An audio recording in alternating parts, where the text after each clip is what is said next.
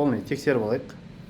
Алдында біз сабақ өтіп жатырмыз, и бір 10 минуттан кейін қарасақ, ана жерде сообщениеде көптеген адамдар дауыс шықпай жатыр, экран көрінбей қалды, қатып қалып жатсыз деген секілді ақпараттар айтып жатыр да. Сол себепті басталмай жатып тексеріп алайық, өйткені бүгін сіздерге максимально құнды ақпараттар беруге тырысатын боламын. Көрініп тұр. Аха, хорошо, керемет. Керемет. Аха, қазір сабағымызды бастаймыз. Сабағымызды бастамас бұрын сіздерге бір өтініш, максимально бүгінгі сабақтан пайдалы ақпарат алып қалуға тырысыңыздар. Ана сөз бар ғой, тегіннің қадірі жоқ, арзанның сорпасы татымас дейді ғой. Сол себепті бүгінгі сабақты просто так фокусыңыз басқа жақта, екінші фокусыңыз осы жақта болып тұрса, бүгінгі сабақ сізге пайдалы болмайды. Сразу айтып қойсайын, осы жерден тоқтата салған дұрыс болады. Өйткені бүгін сіздерге максимально финансовый грамотность бойынша, активті кіріс, пассивті кіріс бойынша, тендер арқылы қалай 1 миллион теңге 500 мыңнан жоғары табыс табуға болатын схеманы беретін боламын. Бұны негізінде көптеген эксперттер ақылы түрде көрсетіп жатыр да. Ал мен қазір көпшіліктің сұрау бойынша, енді парақшада, Instagram, TikTokта қаншама адамдар бізге шығып жатыр да, жекемізге де шығып жатыр. Осы тегін сабақ жасап беріңізші, сол жерде пайдалы ақпараттар алып қалайық. 1% болса да пайдалы ақпарат алып қалуға тырысыңыздар. Соғылым осы уақыттарыңыз киноға арналады, футболға арналады, әйтеуір бір сіздерді дамытпайтын бір нәрсеге арналады. Ал бүгінгі сабақ ары кетсе 1 сағат, может 1,5 сағатқа болуы мүмкін. И осы жерде максимально пайдалы ақпарат алып қалуға тырысыңыздар. Түсінікте? Тегінің қадірі жоқ дейді ғой. Тегінің ғой деп қарамаңыздар. Түсінікте? Осы абзалдан 1% болса да кішкентай 99 пайда алмақ қойыңыз. 1% пайда алсаңыз да өзіңіздің өміріңізге, табыс табуыңызға, бай болуыңызға әсер етуі мүмкін ол. Бір Құдай біледі. Түсінікте? Сол себепті не істейміз? Келіп тұрған мүмкіндікті просто пайдаланып қалыңыздар. Аха, жақсы, керемет. Жақсы.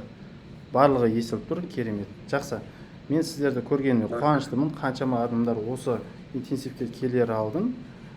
Қатсам деді, но көпшілігі қатыспады. Саны аз болып тұр. Бүгін аз болған бізге де жақсы. Түсінікте? Хорошо. Сразу ескерту. Мен экран көрініп тұр, мына жерде ескертулерді жазып қойдық біз. Телефоныңызды максимально беззвукқа қойып қойыңыз. Ешкім мешет етпейтін жерге барып, бөлек бір бөлмеге отырып алыңызшы. Өйткені үйде отырғаннан кейін белгілі ол. Фокус шаршап кете береді. Ана жақтан бір адам сөйлеп қалады. Қазір ойлап тұрған идеямыз ана қарай кетіп қалады. Соған ғой, телефонымызды максимально беззвукқа қоямыз. Біреулер звондап жатса да кері байланыс жасауға тырыспайық. Түсінікте? Одан кейін максимально белсенділік танытыңыздар. Мен сіздерге қазір сұрақ қоямын. Сұрақ жауап болады бұл жерде. Максимально активный болсаңыздар, көп нәрсе түсініктірек болады. Ал үндемей, просто так қарап отырсаңыздар, одан түк те шықпайды. Негізі адам бір табысқа жету үшін өзі де әрекет ету керек, өзі де қол созу керек, өзі де сұрақ қою керек. Сол сұрақ қою арқылы не істейді? Өзінің керегін алады. Түсініп ғой? Кімнің қандай ойда тұрғанын, не түсініксіз болып жатқанын мен білмеймін. Сол себепті максимально активный болыңыздар. Одан кейін біздің қазекендердің ең үлкен не деп айтсам болады? Оценка беру деген үлкен бір проблема бар. Мысалы, мына абзал не деп кетті, сөз ұнамай жатыр, түрі ұнамай жатыр, мына жақта шумный болып отыр, мына жақта сообщениелерге күле бастайды. Адамға мүлде оценка беруге қақымыз жоқ. Өйткені жаратылыстың барлығы Алладан. Алланың жаратылысына күлуге қақымыз жоқ, оценка беруге мүлде қақымыз жоқ. Басқа оценка маған бермеңіздер. Түсінікте? Максимально просто білімді алып қалуға тырысыңыздар. Білімді. Бұл білім сақталмайды. Түсініп ғой? Бұл білім сақталмайды. Мен енді өзімнің студенттеріме, партнерларыма бөлісіп жүрген құнды ақпаратты беретін боламын. Енді қараңыздар, біз интенсивті ақылы түрде жүргізетіміз бұрында. 20 мың теңге, 2 күнге, 3 күнге деген секілді. Ал енді көпшілік сұрады, тегін жасап берді. Біз тегін жасауға тырыстық. Ал сол кезде, сол сатылып, алынып жатқан білімді мен қазір бүгінгі сабақта тегін беретін боламын. Түсінікті ғой, барлығы. Бүгін не только тендер. жалпылама бизнес бойынша да активті кіріс, пассивті кіріс, финансы грамотность бойынша сабақ өтетін боламын. Бұның барлығы бизнеске әсер етеді. Біз ойлаймыз ғой, тек тендерді үйреніп алсақ, тек содан ғана табыс табамыз. Жоқ, оған отношение де әсер етуі мүмкін, бизнесіңізге состояние де әсер етуі мүмкін, қаржылық сауаттылық, ипотека, қарыз, фокус, энергияңыз алып тұрған процестердің барлығы әсер етеді. Ал оның бәрін жеңу үшін жан жақты қамту керек. Түсінікті? Шумный болып отқан жоқ па? Мен дауысым анық естіліп тұр ма? Тағы да бір кері байланыс жасап алайық. Енді қараңыздар. Біреу сөйлеп жатыр. Біреу сөйлеп жатқан сияқты. Дауысты өшірейікші. Иә, біреу сөйлеп жатыр ғой. Болды. Иә, өшірейік. Қараңыздар. Өзіңізге пайда алмасаңыз да, басқа адамға зияныңыз тимесінші. Дауысын өшіріп тұратыңыз ғой сіз. Мен дауысым шықты ма енді? Естілді. Жаңағы сөйлеп жатқан дауыстардың бәрі шықты ғой, иә? Сразу айтып қойыңыздар, егер дауысым естілмей жатқан болса. Аха, жақсы. Айтқым келгені, өзіңізге пайда алмасаңыз да, басқа адамға зияныңыз тиіп кетпесінші, хорошо? Безбукқа қол қойық, сұрақтың барлығын сообщениеге қойық, хорошо? Келістік. Керемет. Қазіргі сабақты қай жақтан қарап отырсыздар? Кім немен айналысады, төменге жазып кетіңіздерші. Мен айтадым ғой, просто презентацияны қосып қойып, сабақ өтейін деп тұрған жоқ мен. Мен сіздерге қазір кері байланыс жасап, как положено сіздермен байланыс жасайтын боламын. Шымкенттен еді, керемет. Қай қаладан боласыз, қандай жұмыс жасайсыз, бизнеспен айналысасыз ба, тендермен айналысасыз ба, айналысып жүрген болсаңыз қанша табыс табасыз. Кері байланыс жасап қойыңыздар, и сіздерге байланысты жұмыс жасаймыз. Мысалы, алдында бір сабағымда тендершілер көп қатысты. Ол кезде мүлде басқаша сабақ өттік. Ал жаңадан бастап жатқан кісілер кірді, ол кезде де тоже мүлде басқаша сабақ өттік. Керемет. Тігінмен айналысамын, Шымкент қаласы. Шымкенттіктер активный болып отыр ғой что-то. Шымкент. Керемет. Өте керемет. Жақсы. Аудионы бір қосып, сөйлеп қойып, қайтан өшіріп жатыр ана жақта. Керемет, Айжан ханым. Аха, iPhone, Ербол мырза бар екен бұл жерде. 18 жастамын дейді. Керемет, 16 жастамын дейді. Субаренда бизнесі бастағым келеді. Хорошо. Бұл жерде Атыраудан да қатысып жатыр. Бізде қазір Қазақстан бойынша қатысып жатыр. Ең қараңыздар да, көптеген адамдар, көпшілігі бір қандай да бір бизнес бастағысы келеді. Бірақ қай бизнесті бастарын білмей жүреді ғой. Қай бизнесті бастайтынын білмей жүреді. Мен өзім бірнеше бизнестерім бар. Сол себептен мен қазір бизнестерді салыстырып өтем. Активті кіріс, пассивті кірісті өтем. И бизнесті не үшін жасау керекпіз? Соны айтып өтем. Түсініп ғой, иә? Енді қараңыздар. Бұл жерде кәсіпкерлер де бар екен. Тендермен айналысып жүрген кісілер де бар екен. Иә? Енді қараңыздар. Мен сіздерге бір кеңес айтайын да. Мысалы, бір кісілер бар.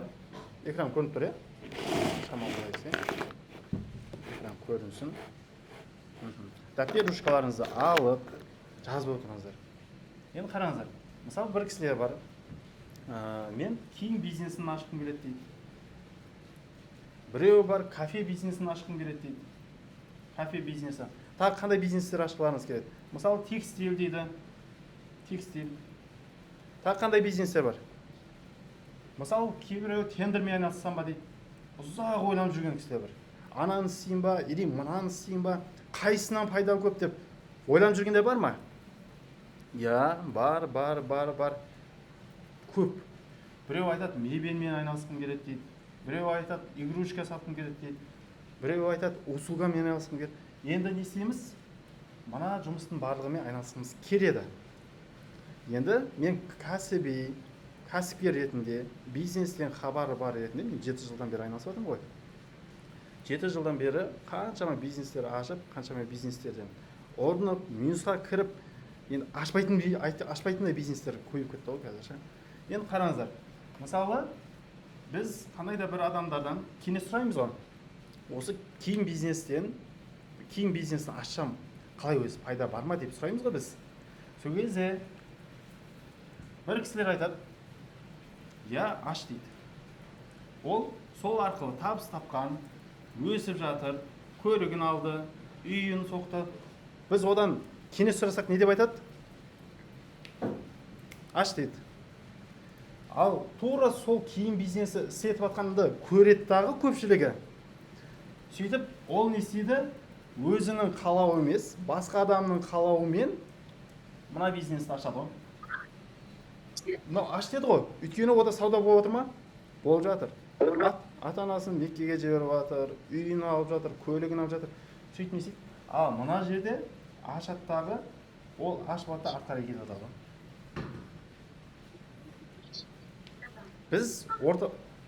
Біз сұраймыз ғой, ортамыздан сұраймыз ғой. Осы киім бизнесін ашсам қалай дейміз? Минусқа кетіп жатқандар не деп айтады? Ашпа дейді ғой. Минус? Иә? Өйткені мен минусқа кетіп жатырмын ғой дейді. Түсіндің ба? Ал істеп жатқандар не істейді? Істей бер дейді. Аш. Түбінде жетістікке жетесің дейді.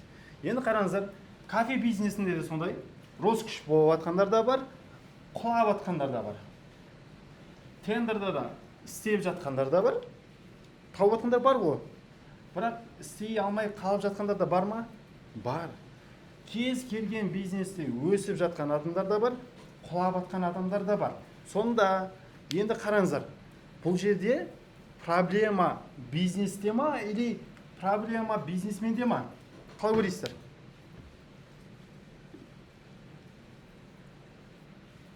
Біз айтамыз ғой, қандай бизнес ашсақ болады? Осы қу дүние жетпей кетті ғой. Қашанғы кредит деп жүреміз, қашанғы мынандай көлікпен жүреміз, қашанғы мынандай үйде жүреміз, қашанғы квартирада жүреміз. Өзіміз үй алайықшы, өзіміз көлік алайықшы деп армандаймыз ғой. Армандаймыз да одан кейін не істейміз? Өзіміздің ортамызға барамыз. Барған кезде айтамыз ғой, осы шығайықшы осыдан. Қай бизнесті ашайық деп сұраймыз ба? Сұраймыз. Проблема негізді бизнесте емес, негізі бизнесменде. Ол негізінде толыққанды анализ жасап, нарыққа кірген кезде көп табыстауға болады. Негізі қазір байқасаңыздар, есепте жатқан шығарсыздар, 90% офлайн бизнестер банкрот болып кетіп жатыр ғой. Кездесіздер ма? Мысалы, қаншама кәсіпкер, бизнесмен, керемет. Өйткені не үшін қазір нарықта конкуренция деген бешеный болып бара жатыр. Базарда сауда жоқ деп жатыр ғой. Түсіндің ба? Қазір базарда сауда жоқ деп жатыр. Енді қараңыздар, бизнестің өзі, мен жаңа бизнестің түрлерін айтып өттім, не себепті олар құлап жатыр? Өйткені киім бизнесін ашып қойған конкуренттер жетеді сізден бұрын, ше. Сіздің алдыңызда 4000 конкурент бар ғой. Базардың ішінде 1000-ға жуық адам бар, екінші базарда 500-ге жуық адам бар. Енді айта беріңіз. Енді солардың ішіне сіз бірінші болып кіріп жатсыз. Ана теңізге бір тамшы су болып түсесіз ғой. И сіз оның барлығын не істеу керексіз? Былай айтқанда, зерттеу керек боласыз. Сөйтіп, не істейді? Көпшілікке дұрыс зерттей алмағанның кесірінен көпшілігі жалып қалады. Бизнес негізі екіге бөлінеді. Активті кіріс и пассивті кіріс. Қараңыздар да, мен қазір тендер бойынша осы жерде айтып өтемін. Қараңыздар, бұл өмірлеріңізге азық болады. Түсіндің бе? Кез келген адамға керек. Не үшін бизнесті бастайды? Осы жерде бастау керек біз. Не үшін бізге ақша керек? Мен қазір түсіндіріп өтемін. Қараңыздар, пассивті кіріс, активті кіріс деп бөлінеді, екіге бөлінеді бизнес. Пассивті кіріс дегеніміз қалай? Көптеген қазекендер былай айтады, өзінің қалтасында қаражаты бар, болмаса бір бизнес бастағысы келіп тұр. Көпшілігі былай айтады, мен 20 миллион теңгеге, дауысты өшіре саласыз ба? 20 миллион теңгеге, мына дауысын өшіре салайын, мешет етпейік. Қараңыздар, 20 миллион теңгеге квартира алып, ешқандай жұмыс жасамай, мен жұмыс жасамай, өздігінен ақша келіп отыратын нәрсе істеп қойғым келеді. Ол қандай бизнес десе, ол квартира аренда. Соған ғой, 20 миллион теңге квартира алады, еще кесе ғой. Енді қазір средний 20 миллион теңге шығар. 200 мың теңгеге арендаға берсе, күшті ғой, керемет қой. Ал бірақ ол неше пайыздық көрсеткіш. Төменге жазып кетіңіздерші. 20 миллион теңге расход жасайды и айына неше пайыз көреді. 20 миллион теңгенің 10 пайызы дейтін болсақ, ол 2 миллион теңге табу керек. Значит, ол қанша пайыз көріп тұр? 1 пайыз. 1 пайыз. Бұл бизнесті бастағандар пассивный доход қой, 1 пайыз. Бұл бизнеспен жүргендер не өспейді, не өшпейді. Ол түптің түбінде бұл құлайды. Соған ғой, 1 жылдан кейін ремонт болуы мүмкін, сындырып кетуі мүмкін, бұзылып кетуі мүмкін, өрт шығып кетуі мүмкін, бірақ бұл опасный периодтар. Соған ғой, енді қараңыздар, депозит те солай. 20 миллион теңге тұратын болса, ай сайын 200 мыңға түсіп тұрады. Түсіп тұрады, ол да 1 пайыз. Бірақ бұлмен ешкім байымайды. Соған ғой, бұл стратегиямен ешкім байымайды. А енді бұл қарапайым халықтың ойлауы ғой. Ал енді кәсіпкерлерше. Кәсіпкерлерден айқын шығып жатыр ғой. Кәсіпкерлерде олар да айтады, мен торговый центр соқсам дейді. Олар айтады, мен бизнес центр соқсам дейді. Кімде осындай идея бар? Бизнес центр соқсам, торговый центр соқсам, СТО соғып қойсам, өздігінен ақша келе берсе, мен арендаға беріп қойсам дейді. Одан кейін тағы қандай бар? Зона отдыха. Одан кейін офлайн бизнес дейікші, офлайн бизнестер. Қазір мына бизнестердің 90 пайызында 0 пайызбен 10 пайыздың арасында табыстап отыр. Мына бизнестердің барлығында. Даже офлайн өзіне де сондай отыр. Өйткені нарық көбейіп кеткен. Конкуренция деген көбейіп кеткен. Мысалы ретінде, мен қазір бизнес-центрде отырмын ғой. Осы бизнес-центр 5 этаж. Стеклярный, сырты әдемі. Шымкентте Рысқұлова, Ерімбетова деген жерде орналасқан. Қадағой жерді. Жердің өзі 100 миллион теңге тұрады. 100 миллион теңге тұрады. Оған плюс соғуына қанша кетеді деп ойлайсыздар? Негізі жердің өзі 150 миллион теңге тұрады. Бизнес-центр 5 этажды соғу үшін, стеклярный бизнес-центрді соғу үшін примерно 250 миллионда кетеді. Мен экономдап айтып жатырмын негізінде. Енді қараңыз, бұлар 400 миллион теңге расход жасайды. 400 миллион теңге расход жасайды. А енді бұның пайдасы ше? Пайдасын білесіздер ме қанша екен? Қараңыздар, бірінші этажда бұлар 130 мың теңгеде арендаға береді. 130 мың теңге арендаға береді. Көбейтеміз. Бірінші этажда 6 офис бар. 6 көбейтемін. Бір этаждан түсетін ақша 780 мың теңге. Көбейтемін 5 этажға. Сондағы пайдасы 3 миллион 900 мың теңге. Көрдіңіз ба? Енді қараңыз, расходы 3 миллион 900 мың теңге пайда әкеліп тұр ғой. Расходы 400 миллион теңге. Бұл сонда 1 пайызға да жетпей тұр ғой. Түсінген ба? Мына жерде сызған нәрсені алып тастағанбыз ба? Мынандай сызықтар пайда отыр. Көрінбей жатыр дейді ғой. Мына кері байланыс. Мына алып тастайық бәрін. Мен организатор етіп жүресіз ба? Сіз жүресіңіз. 1 минут, Шамал бері қарай.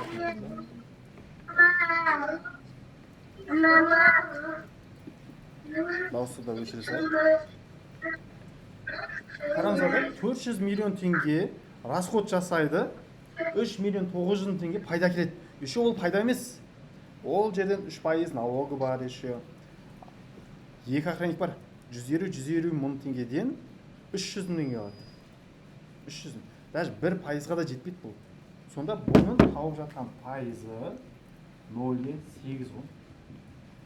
Ақшасы бар адамдар да осы системаны қолданып жатыр, Енді сұрақ.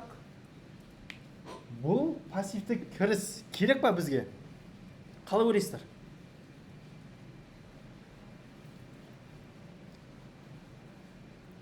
Бұл пассивті қарасаңыз 0,8. айтады ғой, көптеген бизнестер 0% 10%-ға жұмыс жасап жатыр. Еще осы нарықта 90% офлайн бизнестер, 80% деп алайықшы, 80% бизнестер банкрот болуға сәл қалып тұр. Өйткені олар бизнес ашу үшін не істеді? Материалдар сатып алды, аппаратура сатып алды, арендаға ол басында 5, 6, 7 миллион теңге расход шығарды. Еще ол бизнес, жаңадан ашылған бизнес жүріп кетпейді сразу. Өйткені ол өз-өзін бірінші ай не істейді? Өз-өзімен болуы мүмкін, немесе минусқа кетуі мүмкін. Түсіне алдың, иә? Болды ма? А енді қараңыз. Бұл пассивті кіріс. Пассивті кіріс қай кезде керек? Сұрақ. Бұл пассивті кіріс керек бізге. Қай кезде керегін айтайын ба? Пассивті кіріс денсаулығымыз жарамсыз күйде қалған кезде. Түсінемін ғой, иә? Основной мынандай бизнестерді істеп жатқан кімдер? Үлкен кісілер ғой. Ағаларымыз, әпкелеріміз. Өйткені баяғыдай күш қуат жоқ. Қазір не істеп жатыр? Денсаулықпен арпалысып жатыр ғой. Ал қазіргі жастар не істеп жатыр? Алла тағала беріп тұрған ресурсты пайдалана алмай, просто телефон шығарып жүр. Или айлықта жүр, былай айтқанда. Түсінемін ғой, біздің қазекендер мынандай нәрсе бар. Балам асырайды ғой. Адамға күніңіз түспесін. Ешқашан адамға күніңіз түспесін. Түсінемін ғой, сіз қазір жағдай жасап қою керексіз ғой. Қазір бүкіл жағдайларыңызды жасап, мына бетке өтіп кету керек. Түсінемін ғой. Енді қараңыздар, активті кіріс дегеніміз қандай? Активті кіріс дегеніміз ол қазір 90% нарық онлайн бизнестерде. Мысалы, офлайн бизнес деп алайықшы. Сіз бір ғана көшеден, бір ғана местадан бизнес аштыңыз. Мына жерде Рыскулова деген көше, мына жерде Елімбетова көшесі. Сіз мына бұрыштан, местасы әдемді, бұрыштан не істедіңіз? Магазин аштыңыз. Сөйтіп, не істейді? Сіздің алдыңыздан именно осы көшеден өткен адамдарға ғана сатасыз, болды. Былай айтқанда, Алла тағала сізге ризық жібереді. Соны ғана қабылдап отырасыз, и все. А бірақ бізге Алла тағала мүмкіндіктер беріп тұр ғой. Онлайн арқылы не істейді? Қазақстанға шық дейді ғой. Мына жерде тағысыз отыр. Пользовательдер сіз Кішкентай бала отыр ма? Оны мынаны Мектеп бәрі оқушысы сіз ма өткенше ала алмай тұрмысатын. Енді қараңыздар. Бұл активті кіріс деген қандай бизнес? Мысалы ретінде, бұл активті кірісте кем дегенде 10%-дан жоғары табыс табуға болады. Кем дегенде. Именно осы тендерда естігесіз ма? Мысалы 20% табыс таптым, 30% табыс таптым дегендер бар. Енді бірге бір табыс таптым дегендер болады, но редко. Түсінемін ғой? Мына жерде тендершіктер бар ғой, тендершіктер кері байланыс жасап жіберіңіздерші. Мысалы, қанша пайыз табыс табуға болады? Мысалы, тендермен айналысып жүргендер біледі бұл жерде.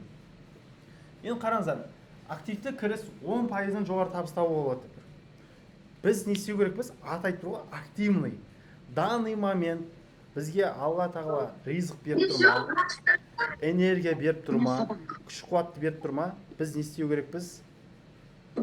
Алла тағаланың берген уақытын, мүмкіндігін пайдаланып, мына жаққа қою керекпіз ғой. Түсіне алдың ба?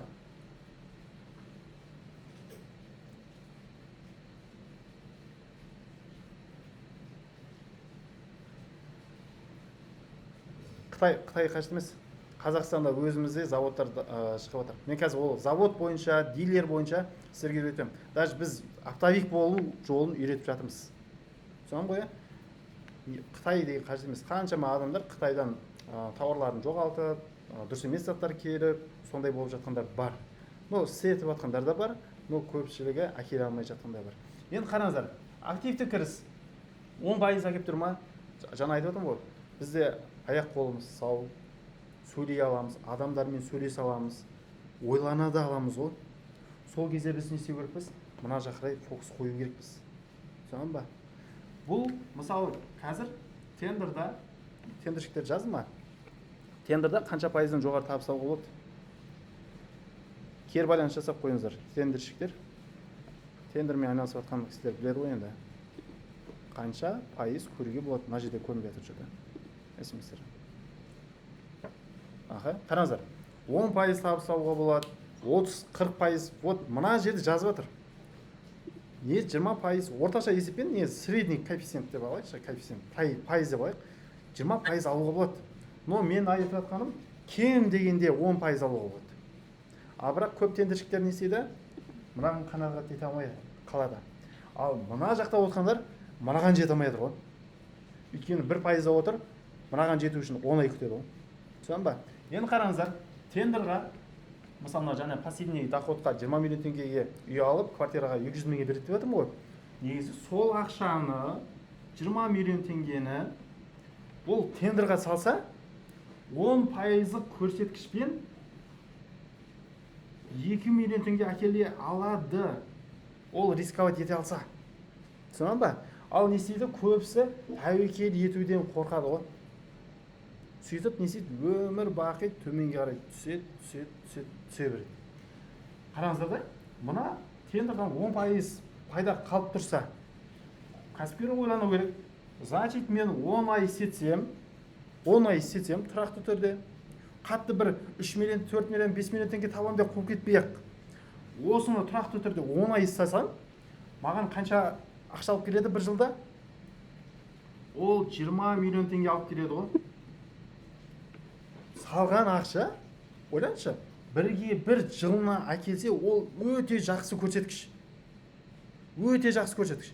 Ал көбісі не істейді? Ақша келіп жатқан кезде налево, направо кете бастайды ғой. Әркімнің сөзіне ере бастайды ғой. Енді 5 миллион теңге табу керекпін, енді 10 миллион теңге табу керекпін дейді ғой. Сол кезде құлайды ғой. Алла тағала стоп береді ғой. Тоқта. Сен пока тоқтай тұр. Сен шамал демалғыш. Сен қатты кетіп барасың. Ол адам не істеп жатыр? Жүрегіне дүние. Алла тағала айтады ғой. Жүректерінде бірінші очередь иман тұру керек дейді. Ал иманды қай нәрсемен айырып бастайсың, мен соны аламын дейді. Ал көбісі не істейді? Ақша деген кезде кедергілер келе береді ғой. Кейбір кісілер бар, салмақты ғой, басын қадамайды, болса болады, Құдай қаласа болып қалады дейді ғой. Алла тағала сол ниетіне қарай бере береді ғой. Көрдіңіз? Бізде основной негізінде біз сабақ өтіп жатыр ғой, активті кіріс, пассивті кіріс. 70 жастағы кісілер келіп жатыр, 63 жастағы, 59 жастағы кісілер келеді да, мен бір нәрсеге өкінемін дейді ғой. Жастық шағымда мына жақарай фокус қоймаппын. Денсаулығым бар кезде, физически жүре алатын кезінде, энергия, күш қуатым бар кезде мен мына нәрсені істемеппін дейді. Көрдіңіз бе? Бір-ақ нәрсеге өкінемін дейді. Ал біз қазір аяқ қолымыз істеп тұр, көзіміз көреді, ойлана аламыз, саналымыз, бірақ не істейміз? Энергия жоқ. Негізі көпшілік айтады ғой, уақыт жоқ деп өз-өзін алдайды. Уақыттан да қымбат нәрсе бар, энергия ғой. Адамдарда қазір энергия жоқ. Түсіндің ба? Уақыттан да қымбат нәрсе бар, ол энергия. Негізі барлығында уақыт бар.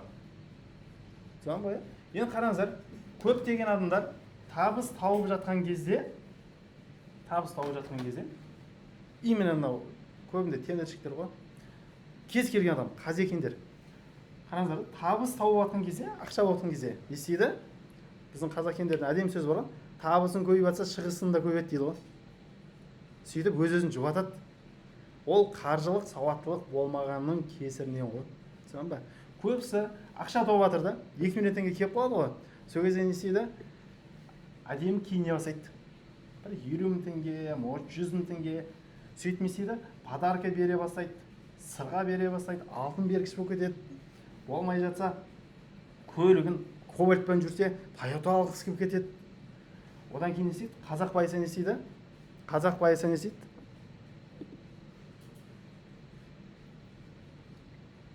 Ақша тауып жатыр ғой.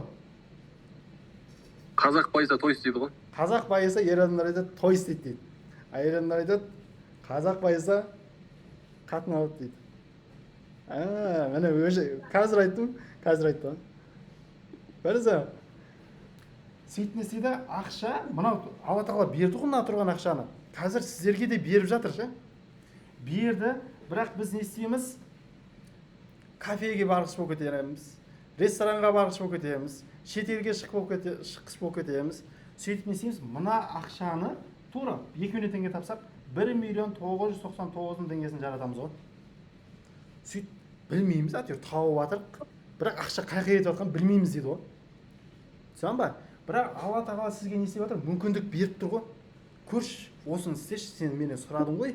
Мен енді сенің созған қолыңды қайтаруға ұяламын. Сен сұрағаннан кейін мен саған беремін дейді ғой. Сөйтіп Алла тағала бізге не істейді? Осындай мүмкіндіктерді береді. Біз сол берген мүмкіндікті шашамыз ғой. Ана кафеге барған кезде красавчик болып көрінеміз. 570 алғымыз келіп кетеді, Lexus алғымыз. Сөйтіп не істейміз? Ақшаны шашып аламыз ғой. Жинай алмаймыз. Негізі ең үлкен бизнесте ең қиын нәрсені айтайын ба? Ақша табу жеңіл. Ақшаны сақтап қалу ғой. Үйдегі ақшаны сақтай алмай отырық қой біз. Ұстап қала алмай отырық қой. Көрдіңіз? Енді қараңыз.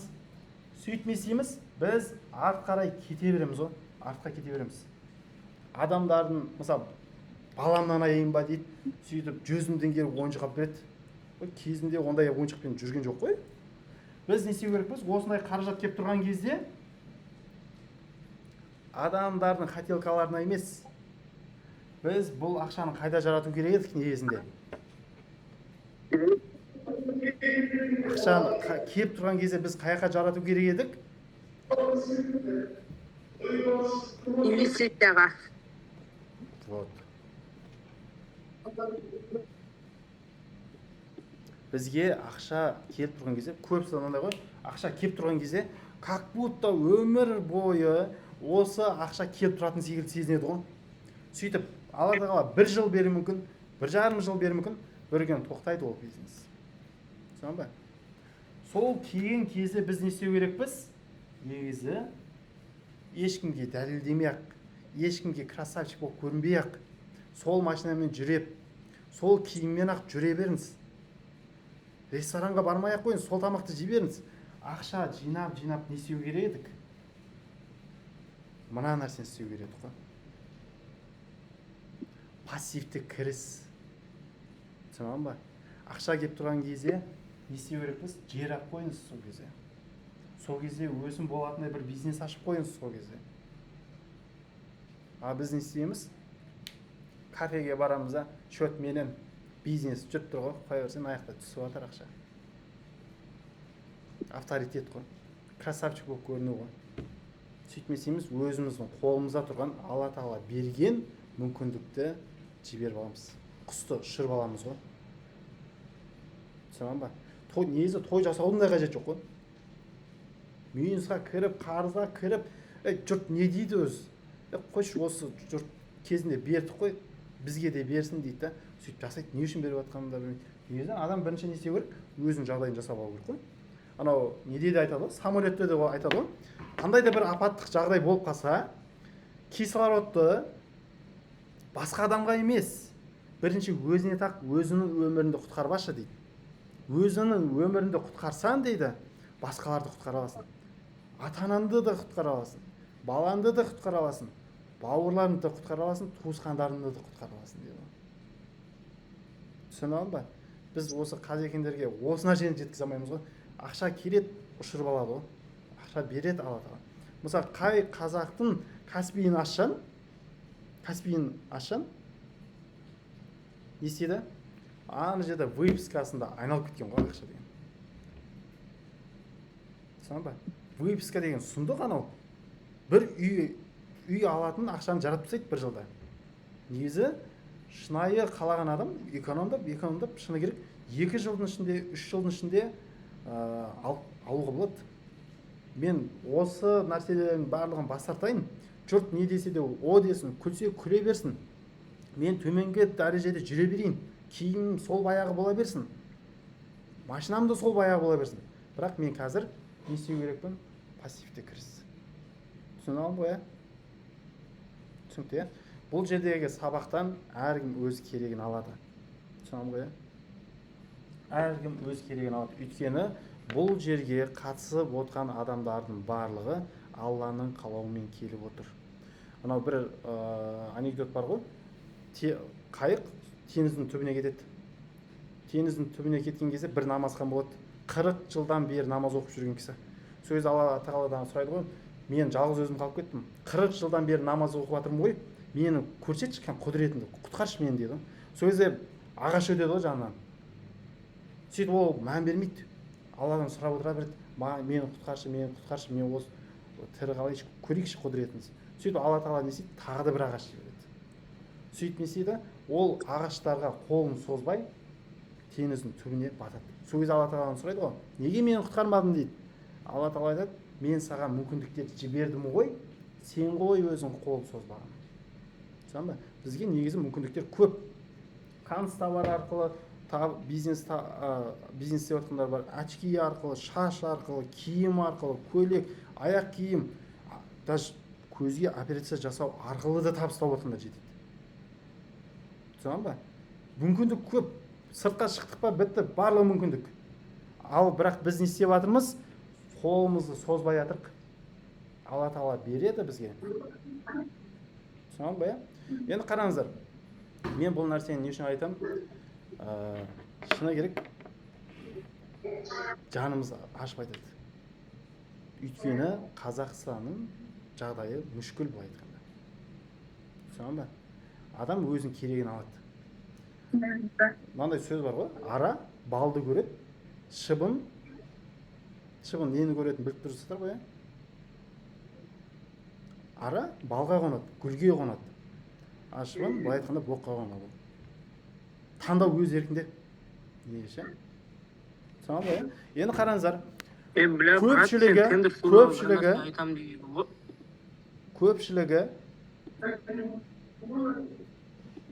Енді қараңыздар.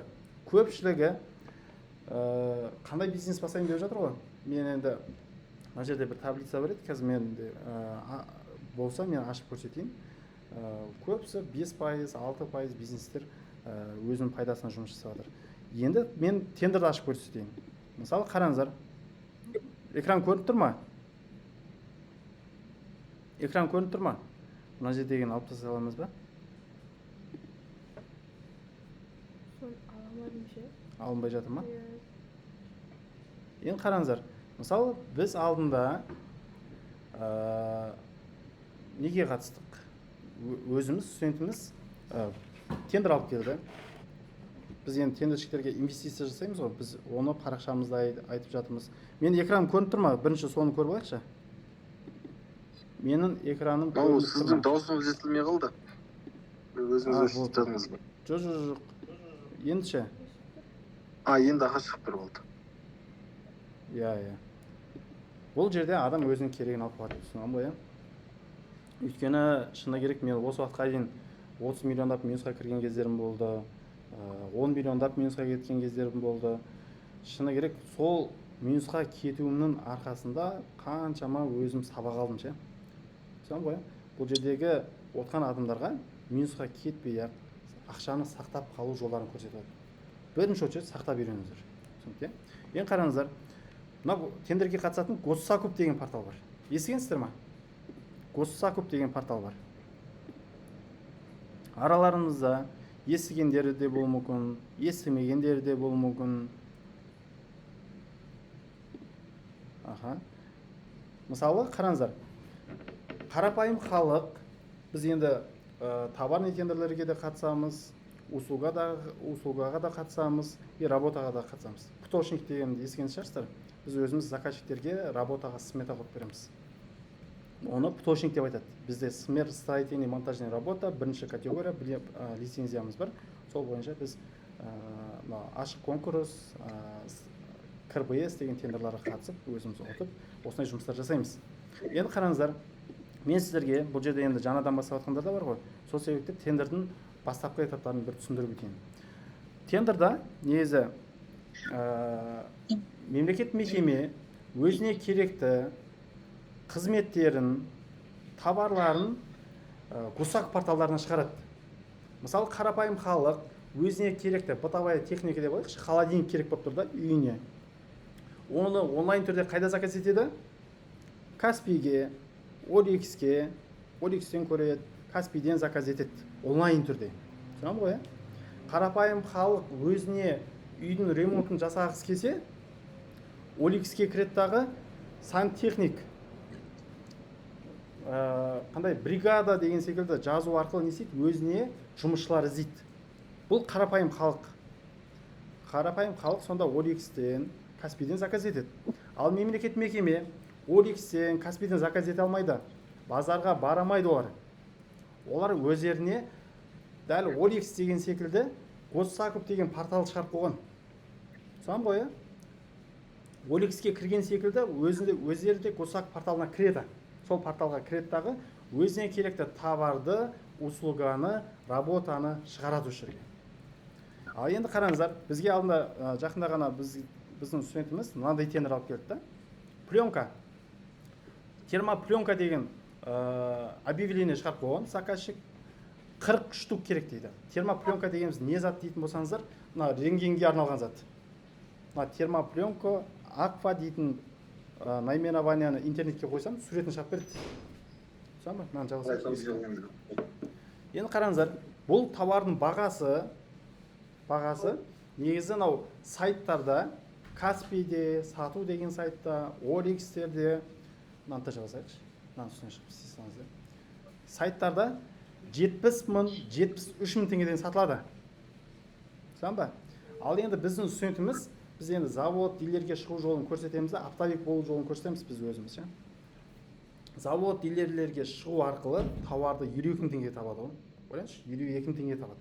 Көп тендершіктердің бойлы товарды арзан жерден таба алмайды ғой. Түсінемін ба? Мына пленканы 52 мың теңгеге дилерден табады. А енді қараңыздар, заказчиктер 78 мың теңге беріп тұр. Заказчиктер 78 мың теңге беріп тұр.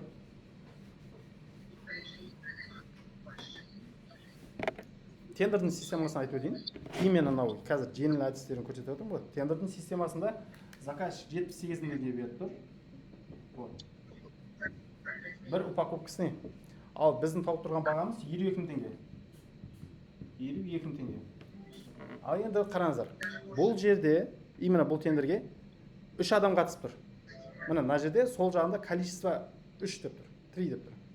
Яғни ол қандай ИП қатысып жатыр, қанша теңге беріп жатыр, оны заказчиктер де білмейді, біз де білмейміз. Тендерге 2 күн уақыт береді. 2 күннің ішінде 3 адам қатысқан ғой. Түсінемін ғой? Қазақстан бойынша 3 адам қатысқан. Негізі өте аз. Бұл тендерда именно осы категорияда. Енді қараңыздар, кім бағаны төмен береді, сол ұтып кетеді. А бірақ білмейміз біз, кімнің қанша теңге беріп жатқанын. 3 адам қатысып жатыр. А енді қараңыздар, товар 52 мың теңге тұрады. Доставкасы де соның ішіне. Еще дилерство өздері доставка жасап бере береді Қазақстан бойынша. Қанша теңге беріп отыруға болады? Қалай ойлайсыздар? Қалай ойлайсыздар? Төменге жаза кетсеңіздерші. Мысалы 78 мың теңге заказчик беріп тұр. Біз 52 мың теңге тауып тұрмыз. Кім бағаны төмен береді, сол ұтып кетеді. Мен қазір мына жерде ашып көрсетемін. Қанша теңгемен ұтқанын жайлы. Түсінемін ғой? Мысалы бір адам қатысуы мүмкін. Мен 75 мың теңге беріп отырғым келеді деп. Бірақ ол бағаны көрмей тұрған болуымыз мүмкін. Бір адам 72 мың теңге беруі мүмкін. Бірақ біз оны да көрмейміз. Түсінемін ғой? Мынау зум өшіп қалды ма? Сізді вышел деп. Recording in progress. Көрініп тұр ма? Көрініп тұр ма? Иә, енді көрінді. Экран көрінді. Мен даусым шығып тұр ма? Маған негізі мына жақтан кедергілер жасап жатыр. Что-то мені шарпысап жатыр ғой. бір-бірімізге кедергі жасамағанымыз дұрыс еді.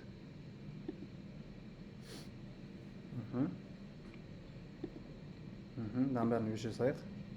Я, көрініп тұр, хорошо, керемет. Қазір жалғастырамын. Бұл сабақ тегін, өздеріңізге керектеріңізді алып қалыңыздар. Болды. Түсінікті, түсініп алыңыздар, жақсылап түсініп алыңыздар. Курсак порталына кірдік. Заказчиктердің объявлениесін көріп жатырмыз.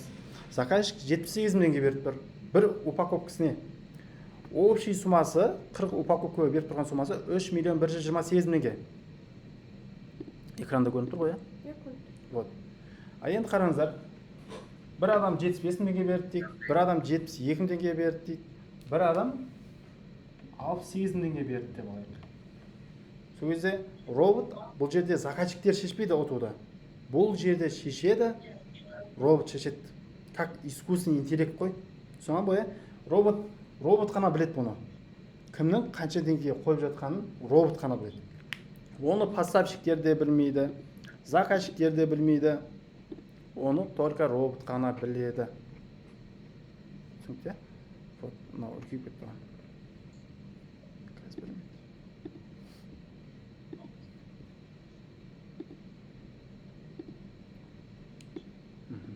Вот, қараңыздар да. Енді қараңыз, біздің ұтып алған суммамызды көрейік. Мына жерде протокол деген басамын. Протоколды ашу арқылы біз істейміз өзіміздің ұтып алған суммамызды көре аламыз. Ол тендер біткен кезде ғана көре аламыз. Содан бойы тендер біткен кезде біз не істей аламыз? Сол кезде ғана протоколды көре аламыз. Кім ұтты, қаншамен ұтты, соның барлығын сол кезде ғана көре аламыз.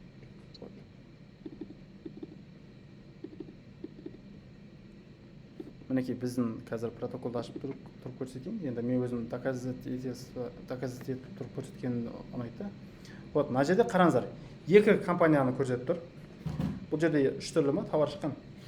Именно осы пленкаға біз екі компания болып қатысқанбыз. Енді екі компания қатысқанда бұл жерде. Бұл жерде біздің берген бағамыз 68 000 теңге. Бір штүгіне берген бағамыз. Көрініп тұр ма? Біздің берген бағамыз көрініп тұр ма? Дауыс естілмей қалды дейді ма? Мен дауысым естіліп жатыр ма? Естіліп тұр. Аха, жақсы. Қараңыздар. Көп тендершілердің проблемасы мынандай ғой. Бұл тендерға магазиншілер кіріп кетуі мүмкін, оптовиктер кіріп кетуі мүмкін деп қорқады көбісі. Енді қараңыздар, мына жерде біз ұтып алғанбыз тендерді. Еще біз ұтып алдық, тартып алып тұрмыз ғой дилерден. Мына жерде Медприбор деген компания тұр ғой. Медицинский товар сатады. Жаңа рентген дедім ғой. Пленка. Соны сататын дилердің алдына шығып кетіп біз ұтып тұрмыз ғой. Өйткені қазір Қазақстанда дилерлер көп. Шетелден әкеп жүрудің қажеті жоқ. Өзіміздің Қазақстандағы нарықтағы ең төменгі товар сататын дилерлерге шығу арқылы біз не істейміз? Просто осы Қазақстан тендерларына қатысып табыстап отырық. Түсінем ғой? Мына жерде Медприбор 71 400 теңге беріп тұр ғой. Бұл Шымкенттік Медприбор. Шымкент қаласындағы дилер. Ал біз товарды Алматы қаласының дилерінен алдық. Шымкентте отырып, Алматы қаласындағы дилерге шықтық қой. Түсінем ғой? Көрініп тұр, Вот, пожалуйста. Енді қараңыз. Мысалы біз жақсылап көріп алыңыздар. Мен қазір пайда есептеуді көрсетемін. Көп тендершілер негізі пайда есептеуді де білмей жатады. Мына жерде тендершілерден сұрайық қазір. Біз 68 000 теңге ұтып тұрмыз ғой. 68 000 теңге. Бірінші очередь біз не аламыз? Пайданы процент НДС упрощенка аламыз ғой. Жақсы. Басқаларымыз дұрыс.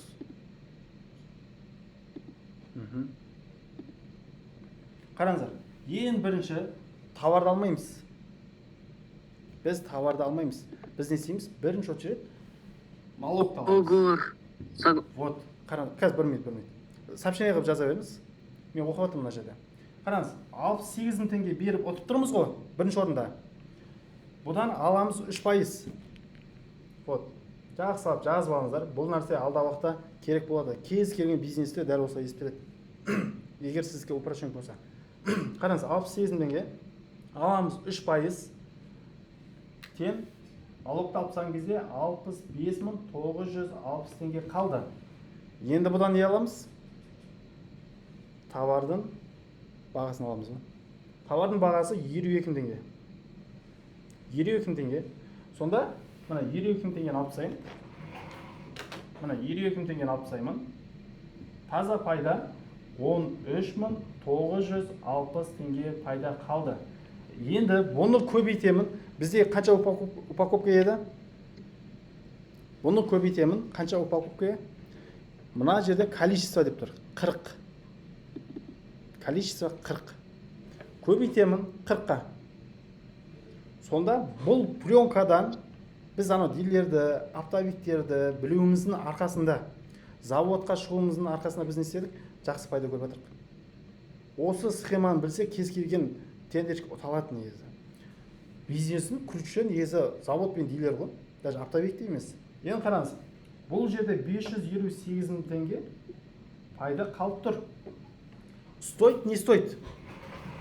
Енді қараңыз, бұның расходын есептеп көрейік. Расходы 22 теңге дедім. Доставкасымен бірге. 22 теңгені көбейтемін 40 штукке. Сонда расходымыз 2 миллион 80 теңге. 2 миллион 80 теңге деп бар. 2 миллион дей салайыншы. 2 миллион теңге. 2 миллион теңге расход жасап, 528 теңге пайда. Стоит или не стоит? Қалай ойлайсыздар? Негізі мен сабағымнан кейін тендершілер өзі шүкір ете бастайды ғой.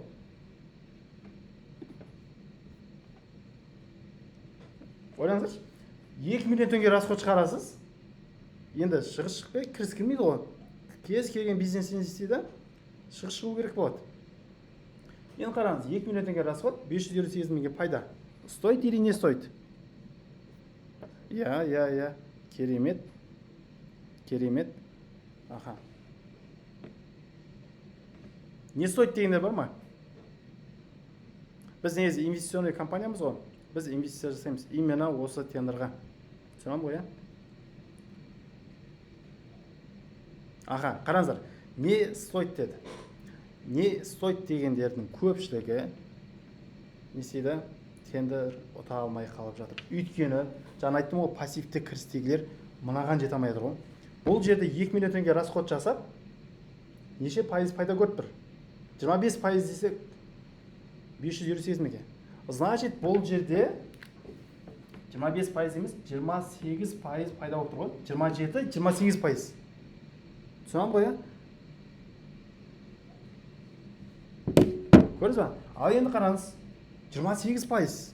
Ал пассивті кірістегілер 2 жыл 8 ай істейді ғой мына ақшаны. Пайыздық көзқараспен, кәсіптік көзқараспен қарайтын болсақ, мына пайда өте жоғары. Мен болсам мынаны шүкір етем. Өйткені маған не стоит 20 миллион теңге квартира алып қойып, одан 200 теңге көргенімше, лучше 2 миллион теңге расход шығарып, 528 теңге көре салам жақсы. Түсінем ба? Біз кәсіптен хабарымыз жоқ қой. Біз ойлаймыз 40% көре салсам, 50% көре салсам, жоқ. Көп деген бизнесмендер, жаңадан ашып жатқан бизнес, офлайн бизнестер, киім болсын, кафе болсын, қандай бизнес ашып жатыр, услуга болсын, оған жете алмай жатыр. Наоборот, минусқа кетіп жатыр көбісі. Түсінген ба? Негізі жаңадан ашылған бизнестердің бір жыл істейтін болса 90% банкрот болады.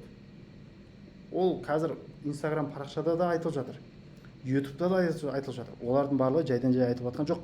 Өйткені ашып көрген адамдар айтады. Мен де өзім қаншама бизнестер аштым, қаншамасын жаттым, минусқа кеттім, алдап кеткендер болды, неше түрлі процестер болды. Ал қазір нарық онлайнға көшіп кетті. Түсінем ғой? Офлайн емес, пассивті емес қазір. Біз не істеу керекпіз? Максимально активті кіріске фокус қойып, мына жерден ақша тауып, не істеу керекпіз? Алдағы уақытта келешегіміз ойлау керекпіз ғой. Мынандай керемет сөз бар ғой. 3 жылын ойламаған еркектен без, 3 күнін ойламаған әйелден без. Түсінем ба? Бұл мынау пленканың бір түрі ғой. Бізде алдында тағы да бір студентіміз алып келді, мынандай резервуар дейді. Білесіздер ма, резервуар деген естігесіздер ма? Үлкен бочка. Мен қазір мына резервуардың фотосын қойып көрсетейін. Міне заказчик бұл жерде бір ғана резервуар, бір ғана количество беріп тұр. Міне Талдықорған районынан беріп тұр екен ғой. Талдықорғаннан шығарып тұр. Объявление Талдықорғаннан. 4 адам қатысқан. 4 адам. Көпшілігі бұндай тендерларға қатысуға қорқады. Негізі бұл Қазақстанда өндіріледі өзі. Бір штугына 7.589.000 теңге беріп тұр. Бұл тауардың суретін ашып көрсетейін. Мынандай бочка ғой. Вот. Су сақтайды, солярка сақтайды, бензин сақтайды, май сақтайды. Енді әртүрлі. Түсініп ғой? Осындай бочка сұрап тұр. Бұл зат өзі Қазақстанда өндіріледі, сварщиктер істейді. 50 кубтық.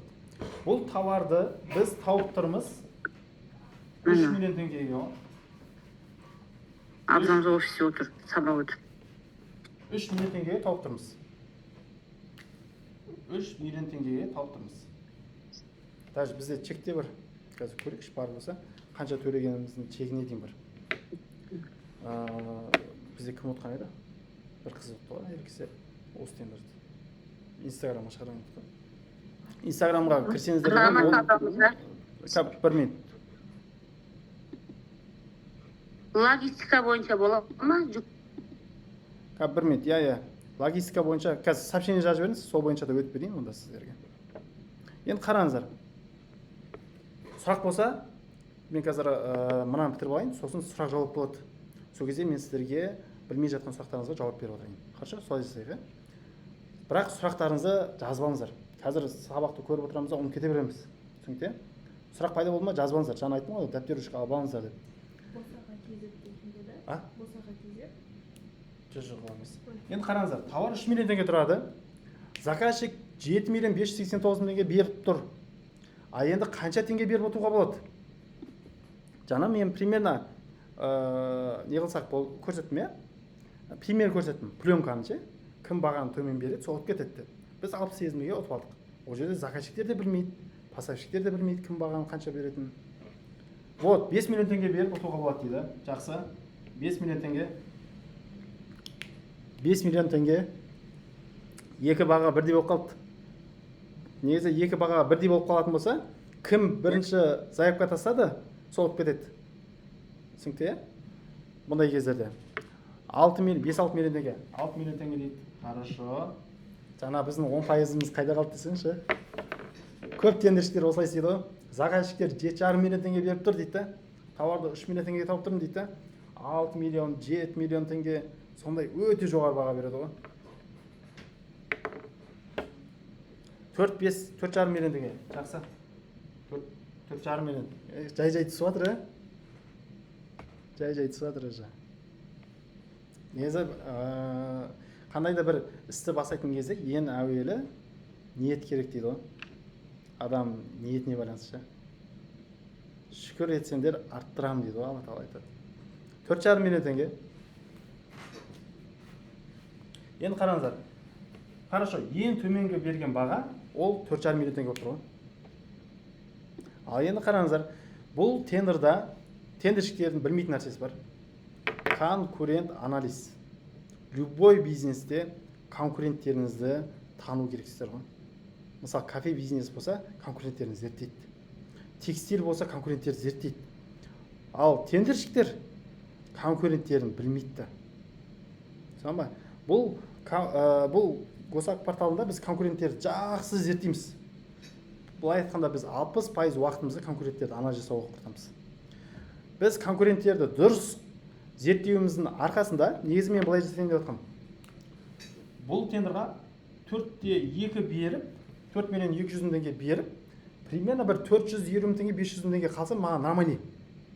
Өйткені 4 миллион теңге расходтан 400 мың теңге пайда көрсем, ол мен үшін жақсы. Жаңа айттым ғой, квартираға 20 миллион теңге бергенше, мына жақтан 4 миллион теңгеден 400 мың теңге таба алсаң жақсы ғой. Сөйтіп не істеймін? Осындай берейін деп тұрғам. Сөйтіп мен конкуренттерді зерттеуімнің арқасында қазір қанша теңгемен ұтқанымызды көрсетемін. Мына протоколды ашайын. Вот, протокол. файлды ашам. Сіздерге экран көріп тұр ма? Вот, мына жерде 4 компания қатысып тұр. 4 компания қатысып тұр. Мына дауыс өшірейік. Жаңа ғана айтқан едім. Өздеріңізге пайда алмасаңыздар да басқа адамдарға зияныңыз тимесін. Түсінікті, иә? Ол өте жаман қасиет негізі. Алла тағала береді деп барлығына ризық. Бірақ адамдар не істейді? Жарты жолдан тайдырады.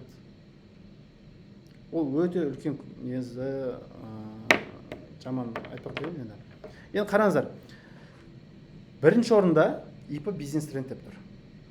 5 миллион 700 мың теңгеге конкуренттерді анализ жасаудың арқасында 5 миллион 700 мыңға тамызған. Негізі примерно 4-те 5 бере салайық, 4-те 2 бере салайық деп сисалма болатын еді. Біз сол конкуренттерді зерттеп, бұл жерде 6 миллионнан жоғары бермейтінін түсіндік қой. Еще бұл жерде айтпақша 3 миллион теңге расход емес. Дополнительно 500 мың теңге доставка бар. Біз кран жалдадық, шаланды жалдадық, онысы да бар айтпақша. Сөйтіп, примерно айтпақша 4-те 5 бермекші болдық. Оны кеттім ғой. Енді қараңыз. Вот, мына 4-ші орындағы беріп тұрған ИП 7-те 5 миллион теңге беріп тұр. 3-ші орындағы 6-та 8. 2-ші орындағы 6-та 3 қой. Ал біз 6-тан төмен бермегендерін көру арқылы 5-те 7 бере салдық қой. Насия көзі сонша біреу 5-те 8 беріп қалған өзінде біз ұтайық дедік. Бірде 5-те 7 беріп кетті. Біз бұл жерге 5 миллион 700 мың теңге баға бердік. Дауысым өшіре аласыз ба?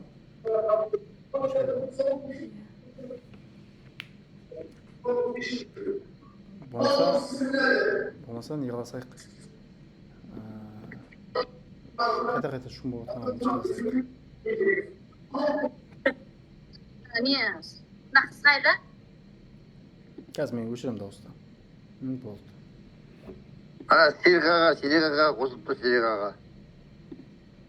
Дауысты өшірейік. Болды.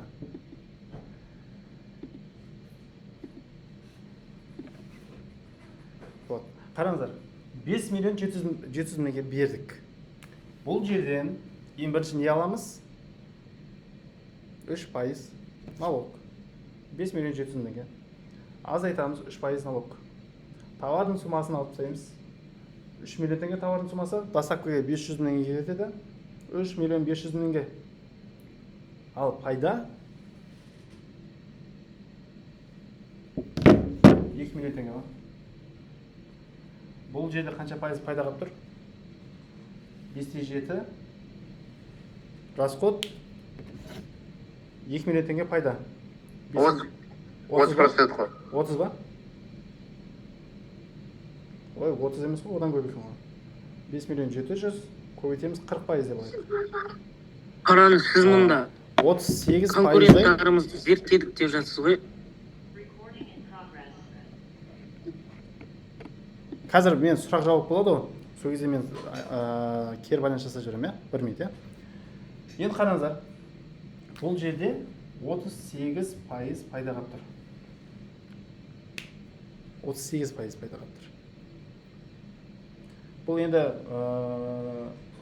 өте жақсы көрсеткіштер, но мен үшін бұл жерде 10% көрсеткішпен 570 мыңға пайда қалса да жаман емес. Өйткені тендершіктерден сұрайықшы, бір айда қанша тендер ұтуға болады? Егер шындап кірісіп істейтін болсақ. Тендершіктер біледі енді. Орташа есеппен көп тендершіктер ары кетсе 2 сағат, 3 сағат арнап қояды. Негізінде өкіметтің жұмысына арнаған уақытын таңғы сағат 9-дан кешкі сағат 6-ға дейінгі кететін уақытты мына жаққа арнайтын болса, результативность әлде қайда жоғары негізі. Түсінем ғой, қараңыздар, күнделікті 2 тендерге заявка тастап отқан өзінде түскейден 1 тендер, түстен кейін 1 тендер табуға бола ма? Болады. 25 күн істесін, 50 тендерға заявка тастайды. Оның ішінде просто 10 тендерін ұтуға болады. Тем более заводты, дилерді білсе. Түсінемін ғой? Енді қараңыз, жаңа мен 10% көрсеткішпен, мысалы мен 570 теңге таптым деп алайын. Значит, мен 10 тендер ұтсам, ол маған қанша алып келеді? 5 миллион 700 мың теңге әкеп береді ғой. Бір айда. Бізде өзімізде, біз негізі инвестиционный компаниямыз. Тендершілерге инвестиция жасаймыз. Именно товар бойынша. Заводты береміз, дилерді береміз, одан кейін тендерға кіру жолдарын барлығын көрсетеміз да, и біз не істейміз? Инвестиция береміз. Ол инвестиция деген данный момент мен үшін активті кіріс. Түсінікті? Менің қолымда Алла тағала осындай ризық беріп тұр ма? Мен осы нәрсені пайдаланатым. Түсінікті? Енді қараңыз. Бұл 10% көрсеткішпен есептеген кезде, ол жерде жаңа айтадым, 20% қалатын кездер болады. Тем более завод дилерден алатын болсаңыз 25% пайда қалады. Көрдіңіз? Ал базардан алатын болсаңыз, сіз ең төмен көрсеткішпен 10% көресіз болды. Негізі мен кеңес бермеймін базардан, оптовиктерден тауарды сатып алуға. Магазиндерден де алмақ қойыңыздар. Алдында бір кісі келеді, Алматыда бір жерде оқыдым дейді, Ялянға бара береміз дейді. Бару үшін 2 сағат жолатамыз дейді, аралаймыз 4 сағат уақытымыз кетеді дейді. Обратно қайтамыз дейді, 2 сағат уақытымыз кетеді. И нәтиже жоқ дейді. Өйткені базарда бағамен тендерге қатысудың қажеті жоқ. Соны ғой. Вот, пожалуйста, 5 тендер ұта қойсыншы, мынаны тең жатсың. Мысалы 10 тендер деп жатыр қой. Кейбір кісілер хорошо, уақыты жоқ болуы мүмкін, бала шағамен жүру мүмкін. Бірақ 5-еу ұтқанның өзінде мынаны тең жартысы ғой. 2-де 5 миллион ғой. 2-де 5 миллион. Істеуге болады ба? Болады. Жаңа айтып отырмын ғой. Проблема бизнес емес. Проблема бизнесменде. Соң ғой? Кез келген бизнестен тапса болады. Бізде ең мынау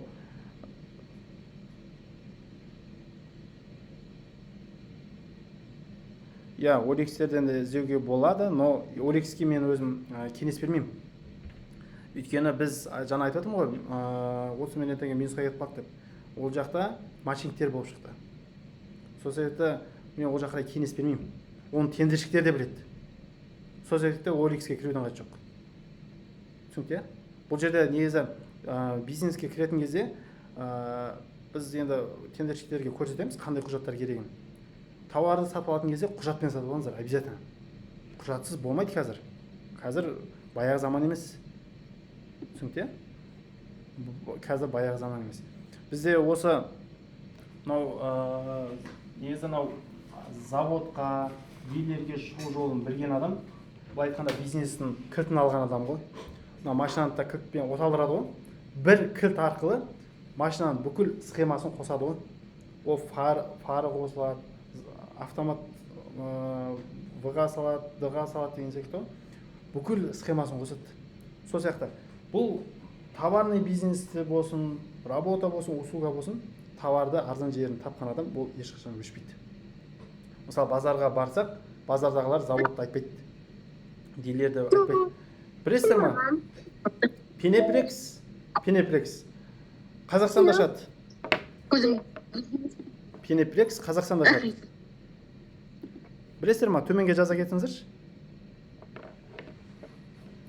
Пенеплекс Қазақстанда шығады. Кафель Қазақстанда шығады. Линолеум Қазақстанда шығады. Керамограниттер Қазақстанда шығады. Кафельный клей, шпаклевка, тағы не бар еді? Крышаға шифрлар барлығы Қазақстанда шығып отыр. Даже Алина деген красканы білесіздер ма? Алина деген краска. Енді көпсі біледі ғой, Алина деген краска. Сол Қазақстанда шығып отыр. Шымкентте шығып жатыр, Алматыда, Батыс жақта, Астана жақтарда бірнеше естіген заводтар шығарып тұрсам ғой. Жоқ, шетелден алмайды оны. Қазақстанда өндіреді. Мысалы, мен сіздерге қазір бір нәрсені көрсетейін. Мысалы, қазір менде енді бір дилер бар.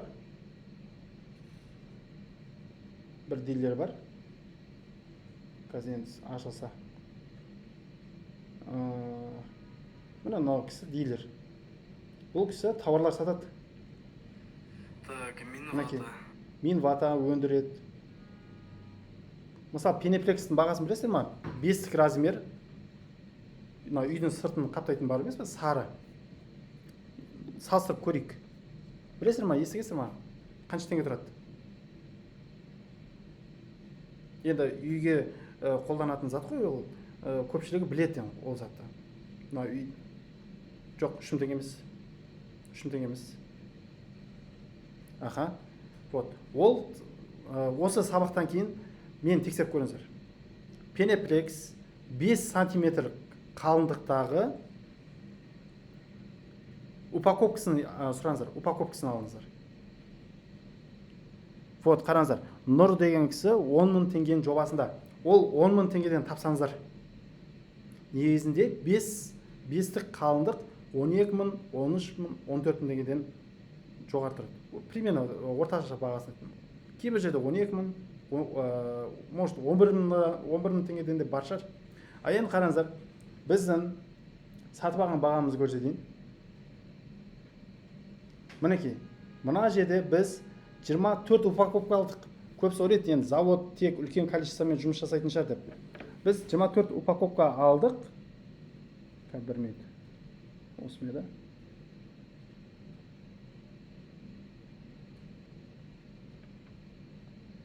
Міне, производство Қазақстан деп тұр. Қараңыздар да? Производство Қазақстан деп тұр. Мына прайс листі. Бұл жерде, мінекей, 50-лік деп тұр. Пеноплекс 50-лік деп тұр, Мен жылжытамын 50-лікті. Қараңыздар. Мына жерде 10.600 теңгеліктер де бар, 7.600 теңгеліктер бар, 9.500 теңгеліктер бар. Бұл жерде біз 7.600 теңгеге сатып алдық. Мынау заводтың бағасы. 10.600 дегендер 15 теңгеге сатылады. 7.600 дегендер 12 теңгеден сатылады. Біз 7.600 теңгеден сатып алдық. Вот мына жерде төлеген ақшамыз бар. Вот, пожалуйста. 7.600 теңгеге 182 теңгеге сатып алдық. Именно жаңағы мен айтып отқан 5-тік размер. Вот, 6.900 теңгеден бар екен. Значит, сіз ол жерде тапқан болсаңыз, значит, өздері дилерство. Может, дилерство. Біз 7.600 теңгеден, вот, мына завод. И бұл, енді мен қазір бір ғана дилер заводты көрсетедім ғой. Басқа да заводтар бар. Енді қараңыз, примерно, мысалы 10 мың теңгеден тауып тұрсыздар, мен 7.600 теңгеден тауып тұрмын, 2400 теңгеге екенін тұрмын. Біз общий жалпылама 293-тік алдық. 293-тік алдық. 696 теңге екенін тұрдық. Пожалуйста. Кафельдер бар. Еще бұл жерде біз запистер де бар. Бізде жалпылама айтады бұл кісілер. Шымкенттің өзінде 7 заводымыз бар дейді. Мына кісілер. 200-ге жақын тауар шығарамыз дейді. Ойлай беріңізші енді.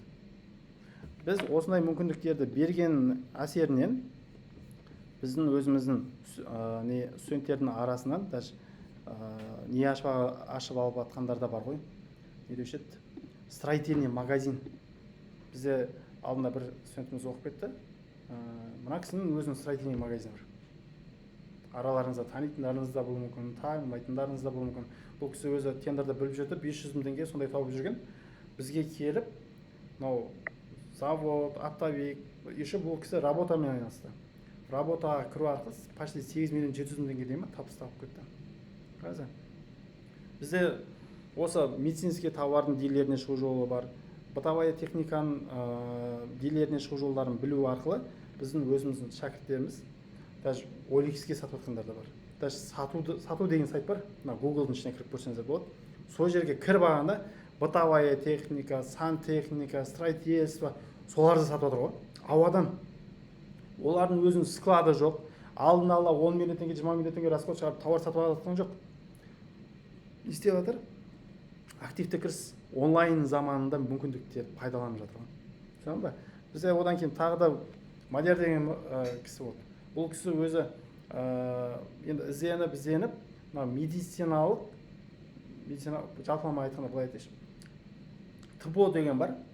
яғни домдардың алдындағы отходтарды шығарады, яғни мусорларды тазалау деген тендер ұтып алады. Еще бұл кісіде бірде бір техника жоқ, бірде бір рабочий жоқ. Ойлаңызшы, тендершіктердің көбісінде сондай, даже BI групптың өзінде де сондай ғой. Білесіздер ма, BI группта бірде бір техника жоқ, бірде бір рабочий жоқ. Тендерда да сол система. Ұтып аламыз, ұтып алғаннан кейін кімге береміз? Мамандарға. Мысалы, ЛТД тұрмыс, жасыл аймақ, жасыл желек деген секілді мусор тазалайтын компаниялар бар. Техникасы бар, рабочийлары бар. Көктем деген бір мусор тазалайтын компаниялар бар. Біз не істейміз? Сол секілді компанияларға беріп тастаймыз. Өзіміз, мысалы, контейнерін 4000 теңгеден ұтып алдық па, 2000 теңгеге келсеміз, ЛТД тұрмыспен, жасыл желекпен сөйтіп жұмыстың барлығын кім атқарады? Әр істің өзінің мамандары атқарады. Байқайсыздар ма? Оны тендершіктерде біледі.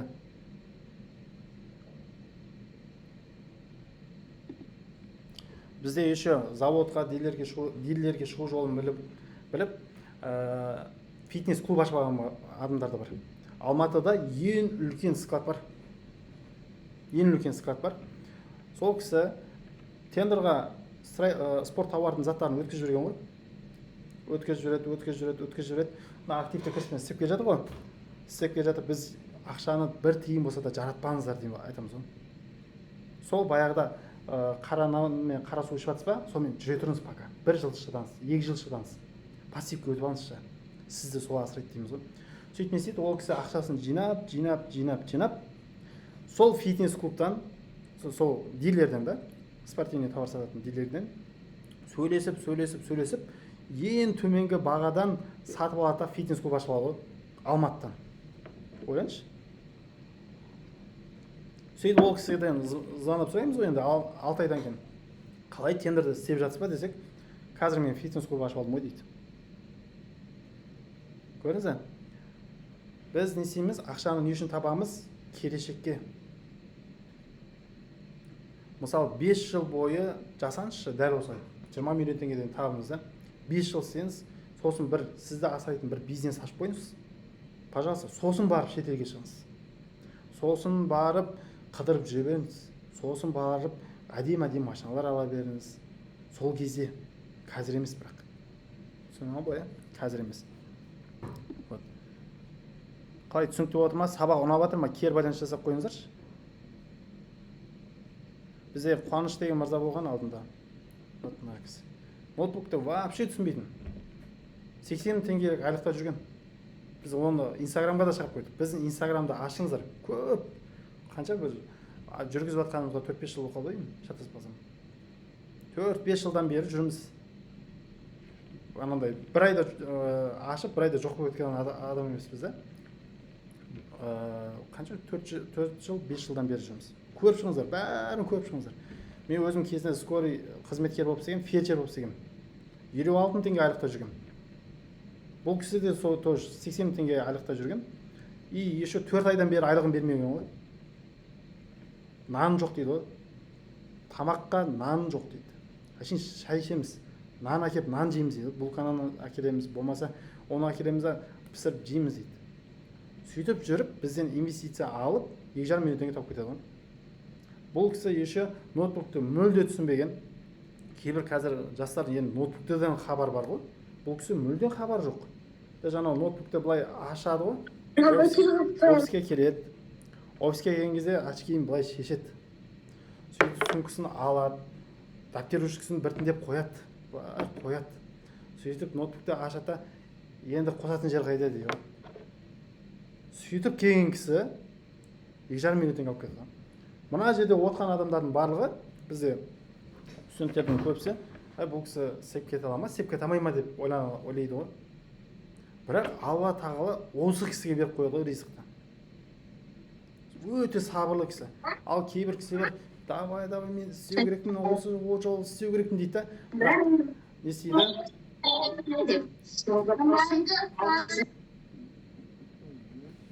Қиын.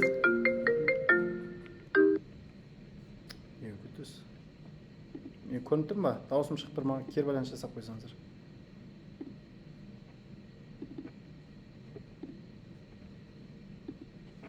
Дауысым шығып тұр, Мен фельдшер болып істегем. Мына жерде шымкенттіктер көп қой. 4-ші бригада деген, 3-ші бригада деген, мынау БАМ деген район бар. Сол жерде Отырар деген район болды. Сол жерде мен фельдшер болып істегем. Даже кейбір енді Инстаграмда жүреміз ғой. Сабақ өтіп жатамын. Сол кезде сіз маған выставка киінесіз ғой, есіңізде ме дейтіндер де бар ғой. Сөйтіп мені жалып түседі енді үстімен ше. Бір апаның үйіне барғанбыз. Түнгі 5-те давлениесі 180, укол салғанымызда, сөйтіп давление түскенін күткенбіз. Күткен кезде ұйықтап қаламыз ғой. Түнгі 5-те барамыз. Көзімізді ашық, таңғы 7 ғой. Сөйтіп өзіміздің диспетчерлер бізге маған жауап жасады да, одан кейін неғылып жібергенбіз ғой. Жұмыстан кетіп қалам. Мен жұмыстан шығарып жіберді былай айтқанда. И сол жұмыстан шыққаннан кейін Алланың қалауымен осы тендерға өттім.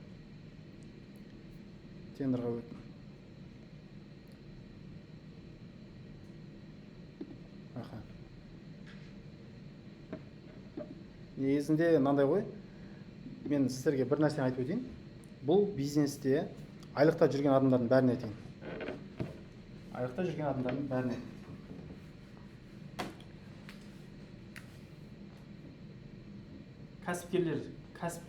Кәсіпкерлерге жұмыс жасап жүрген адамдарға тоже. Мысалы, өкімет деп алайық, болмаса бизнестің кәсіпкері деп алайық мына жақта. Ол кісі, оларда уақыт жетпейді. Мына жақта жұмысшылар 200 мың теңге айлықта жүреді. Кейбіреу 300 мың теңге айлықта жүреді. Енді қараңыздар, кәсіпкерлер, бизнесмендер не істейді? Өзінің уақытын жоғалтқысы келмейді. Энергиясын жоғалтқысы келмейді. Ол не істейді? Адамдарды жалдайды. Сөйтіп адамдарға айтады: мен уақытымды, энергиямды, денсаулығымды жаратқым келмейді. Сен бір айлық уақытында маған сат. Қанша теңгеге бағалайсың деген сөз ғой. Біреу айтады: маған 200 мыңға айлық бер. Мен өзім уақытымды, энергиямды саған сатамын 200 мыңға дейді. Сөйтіп келісіп тағы не істейді? Мына адам жағдайын жасайды. Бұл сондай сөз ғой негізі. Соны ғой. Вот, пожалуйста. Сонда кім байып жатыр? Мына жақта басқа. Негізі әр адам өзіне дамуын арнаса, өзіне жұмыс жасайтын болса, кез келген адам табыс алады. Өйткені Алла тағала барлығына бірдей ризық беріп қойған. Бірақ кімнің ризығы қай жерден келетінін білмейміз. Оны ешкім білмейді. Но бірақ не істейді? Тәуекел еткен адам ғана өзінің дегеніне жетеді. Пожалуйста, мына жерде міне Қуаныш мырза да ештеңе шықпайды дедік. Пожалуйста, істеп кетті. Мына жерде Дархан деген кісі де бар. Может, танып қаларсыздар.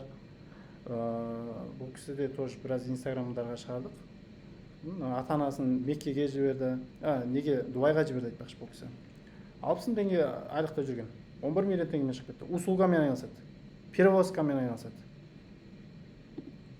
Бірақ бірде-бір не жоқ. Техникасы жоқ, заводы жоқ, ештеңесі жоқ.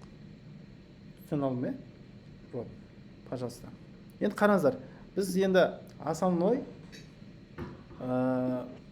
біз мына нәрселерді үйретеміз ғой көбінде.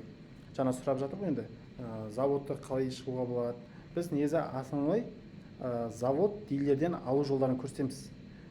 Даже оптовик болу жолын да көрсетіп береміз. Кез келген заттың дилері, оптовигі Қазақстанда болады. Өйткені мысалы Қытайдағы адамдардың көбісі алпауыт дилерлер бар ғой, соларға қарай береді заттарын. Есіңіздер ме сол бойынша?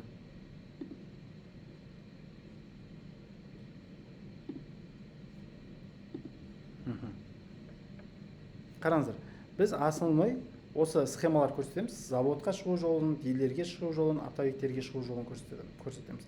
Біздің негізі оқу орталықтарда көп тендершілердің білмейтін схемаларын көрсетеміз. Ол ең бірінші завод дилерге шығу жолы. Мысалы, сіз ертең работаға қатысатын болсаңыз да, жұмысшыны табу қиын емес.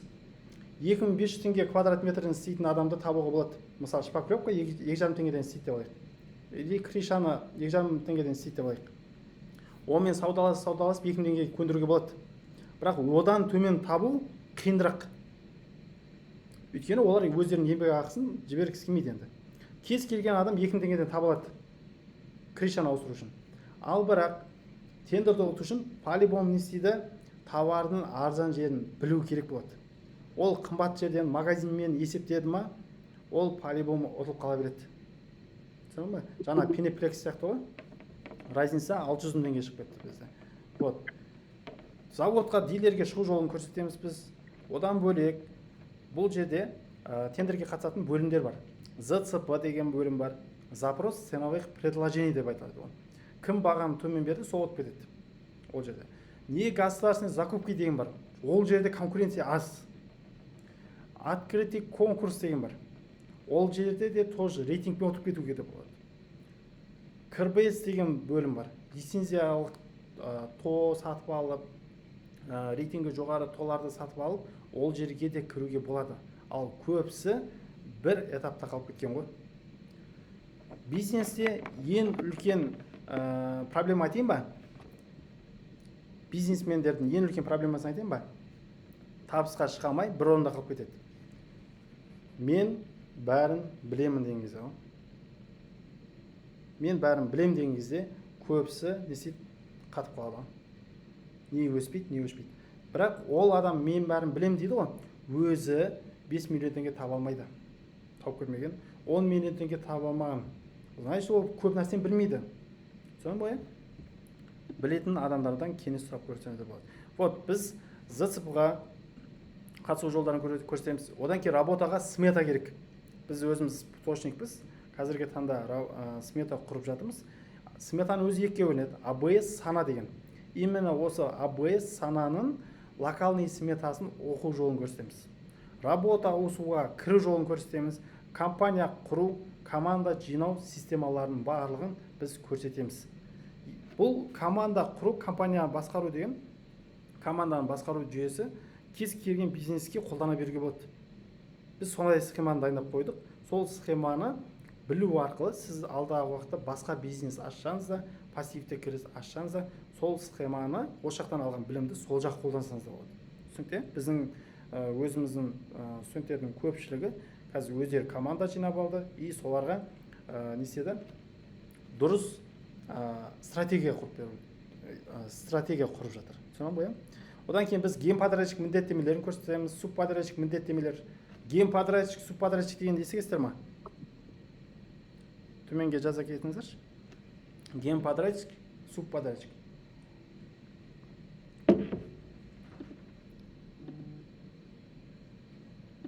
Генподрядчик, субподрядчик. Я естігеміз. Тендердің табыс табудың негізі 6 жол бар. 6 жол бар. Ең бірінші жолы госзакуп деген мамандықты үйрену. Яғни госзакуп порталын үйрену. Ол жерден тендер іздеуді үйренесіз, анализ жасауды үйренесіз, заявка тастауды үйренесіз, договор, акт, есеп. Сонымен бітеді. Бұл госзакуп порталын үйренуге бір апта смело жетеді. Кез келген тендершік бұл нәрсені біледі. Түсіндің бе? Бұны үйрену ешқандай қиын жоқ. Өйткені мынау ғой, Каспийдің ішіне кіресің, госуслуги деген батырма басасын, удостоверение деген басасын деген секілді сондай бөлімдер ғой. Орекске кіресің, или колесаға кіресің, осы объявление шығарасың деген секілді. Оны кез келген адам біледі. Үйреніп алады дағы 1 ай істейді, 2 ай істейді, 3 ай істейді, но бірақ арғы бетіндегі фишканы білмейді. Бұның арғы бетінде табыс табудың 5 етабы бар. Түсіндің бе? Табыс табудың 5 етабы бар. Бұл генподрядчик этаптары. Түсіндің бе? Генподрядчик этаптары. Бұл жерде біз не істейміз? Команда құрамыз, компания құрамыз. Дауысты өшірсең. Команда құру, компания құру, қандай то сатып алу керек, қандай компаниялар сатып алу керек, рейтингі жоғары қандай конкуренттерді анализ жасаймыз. Соның барлығын біз не істейміз? Осы жерде көрсетеміз біз.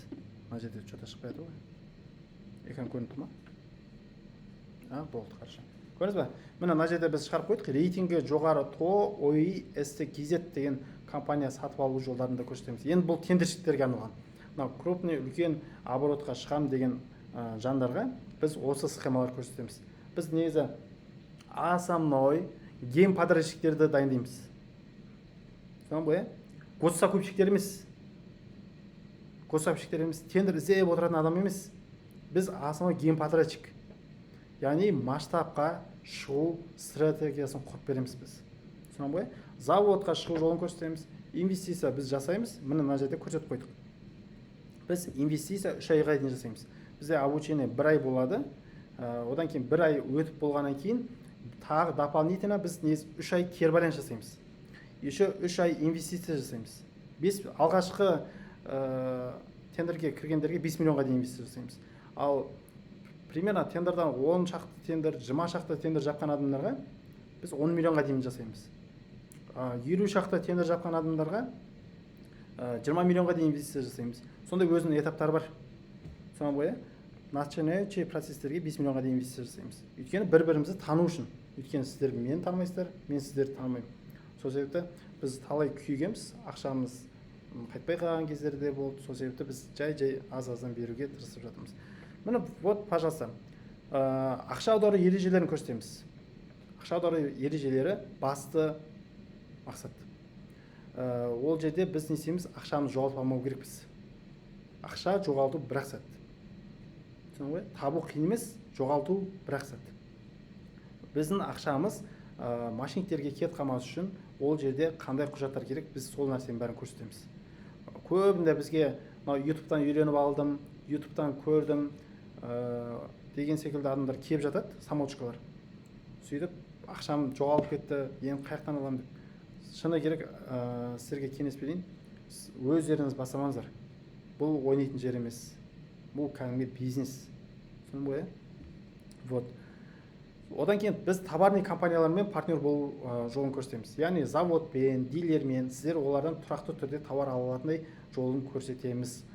Тендерға байланысты құжаттардың барлығын көрсетеміз. Біз құжаттармен жұмыс. Договор, ИО, АВР, АКТ, СФ и сметалық құжаттары.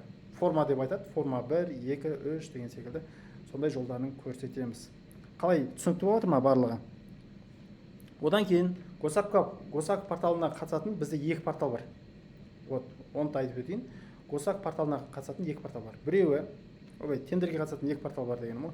Біреуі Госак порталы, екіншісі Омаркет деген портал бар. Бұл Омаркет порталы дәл андай Каспий секілді ғой. Каспий секілді. Естігесіздер ма Омаркет порталын? Қатып қалып жатыр дейді.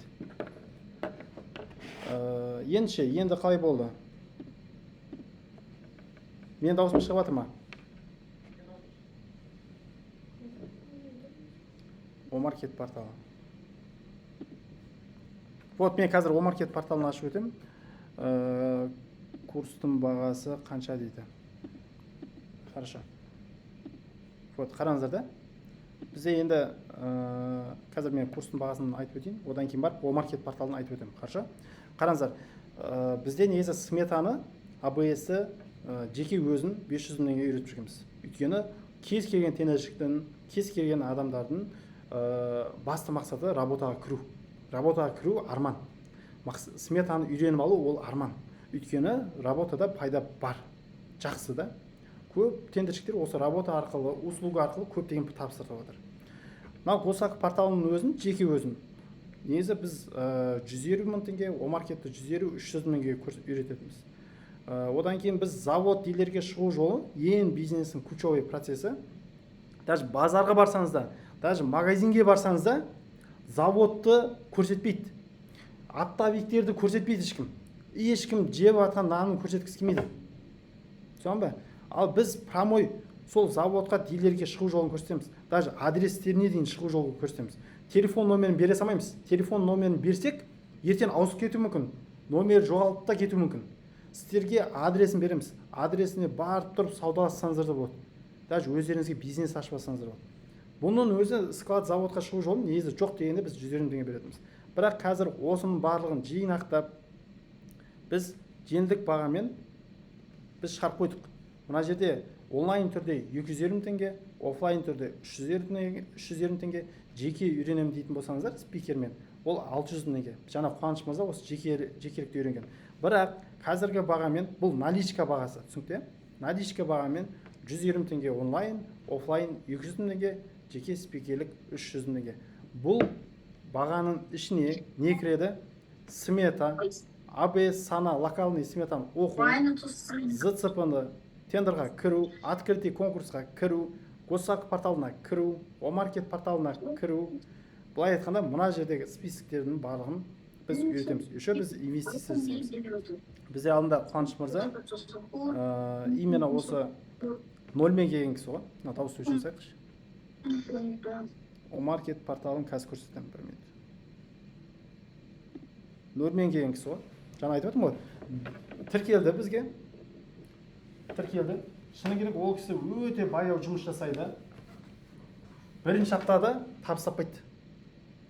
Сөйтіп, енді айтып отыр ғой. Көке, сіз істеп кете алмайсыз-ау, қоясыз-ау негізінде деп айтады ғой енді. Сөйтіп ол кісі жоқ, менде енді табыс жоқ, осыны істеймін, басқа істейтін нәрсем жоқ дейді. Екінші апта болады. Табыс жоқ. Үшінші аптада бір тендер өтеді. Пайдасы 952 теңге. Жаңа Қуаныш мырзаның фотосын көрсеттім ғой. Сол кезде 952 теңге деп шықты. Ең алғаш тендер соғы. Көрдіңіз, 99-на төтеп берді, 1%, яғни 3-ші аптада, яғни бір қанша 20-шы күн десек те болады. Көрдіңіз, и 20-шы күні поток ашылды уже. Қызықты ары қарай. Түсіндің ба? Қызықты ары қарай тендер ұтып жатыр, әкеліп жатыр, тендер бір процеске кіріп алды, и одан кейін кетті ары қарай, поток ашылады. Көрдіңіз? Қазір мен Омаркет порталын көрсетейін. Омаркет порталы да өте жеңіл.